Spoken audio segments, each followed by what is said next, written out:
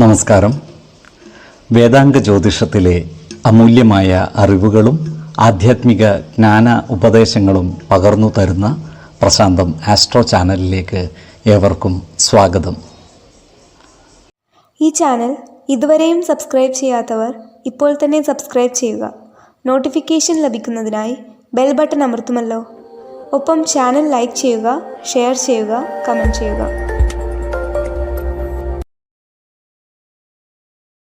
കൊല്ലവർഷം 1199 മിഥുന സംക്രമം ഉത്രം നക്ഷത്രത്തിലാണ്.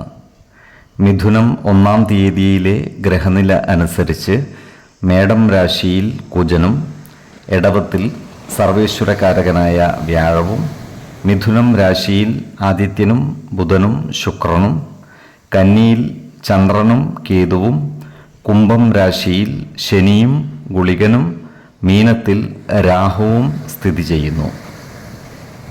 ഭരണി നക്ഷത്രത്തിൽ ജനിച്ചവർക്ക് മിഥുനമാസം പൊതുവെ ഗുണദോഷ സമ്മിശ്രമായിരിക്കും.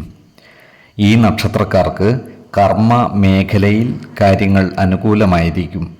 ഏറ്റെടുക്കുന്ന കാര്യങ്ങളിൽ ഉചിതമായ തീരുമാനങ്ങളെടുത്ത് പ്രവർത്തിക്കുവാൻ ഇവർക്ക് സാധിക്കുന്നതുമാണ്.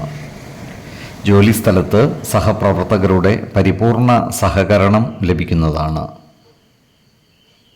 ഈ നക്ഷത്രക്കാർ അവരുടെ ജീവിത ശൈലിയിൽ പലവിധ മാറ്റങ്ങളും വരുത്തേണ്ടതായി വന്നേക്കുവാൻ ഇടയുണ്ട്. എന്നാൽ ഇത്തരം മാറ്റങ്ങൾ ഇവർക്ക് അനുകൂലമായി മാറുവാനുള്ള സാധ്യതകളും കാണുന്നുണ്ട്.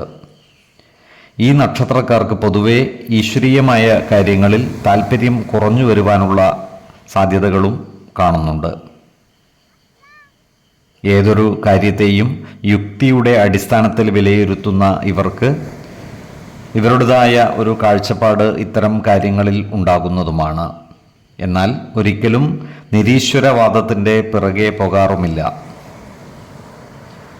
ഈ നക്ഷത്രക്കാരായ കലാകാരന്മാർക്ക് കാര്യങ്ങൾ അനുകൂലമാണ്. പ്രത്യേകിച്ചും സംഗീതവുമായി ബന്ധപ്പെട്ട് പ്രവർത്തിക്കുന്നവർക്ക് ആ മേഖലയിൽ ശോഭിക്കുവാൻ സാധിക്കുന്നതാണ്. സമൂഹ മനസ്സിൻ്റെ അംഗീകാരം നേടിയെടുക്കുവാൻ ഇവർക്ക് കഴിയുന്നതുമാണ്. ഈ നക്ഷത്രക്കാർ വാഹനമോടിക്കുമ്പോൾ ജാഗ്രത പാലിക്കുന്നത് ഗുണകരമായിരിക്കും. വാഹന അപകടങ്ങളിൽ ചെന്നു ചാടാതെ സൂക്ഷിക്കേണ്ടതാണ്.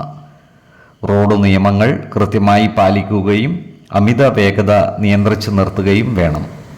അതുപോലെ തന്നെ ഈ നക്ഷത്രക്കാർ ആരോഗ്യകാര്യങ്ങളിലും ഒരു പ്രത്യേക ശ്രദ്ധ പുലർത്തി മുന്നോട്ട് നീങ്ങേണ്ടതാണ്. പോഷക സമ്പുഷ്ടമായ ആഹാരം കഴിക്കുകയും ആവശ്യമായ വ്യായാമവും വിശ്രമവും നൽകി ശരീരത്തെ പരിരക്ഷിക്കുകയും വേണം. 2, 13, 24 തീയതികൾ അനുകൂലമാണ്.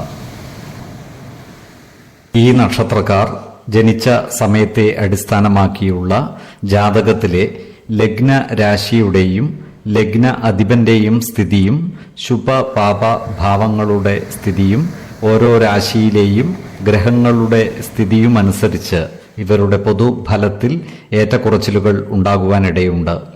കുടുംബ ദേവതകളെയും ഇഷ്ടദേവതകളെയും ഉപാസിക്കുന്നത് ഇവർക്ക് ആയുരാരോഗ്യ സൗഖ്യമേകും.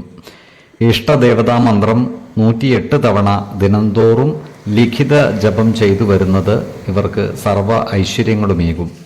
നല്ല വ്യക്തി സാധനകളോടെയും ഉപാസനകളോടെയും മുന്നേറിയാൽ സർവേശ്വരാനുഗ്രഹത്താൽ ഇവരുടെ സർവകാര്യങ്ങളും മംഗളകരമാകും. നന്ദി, നമസ്കാരം. ജ്യോതിഷരത്നം പ്രശാന്ത് കണ്ണോം.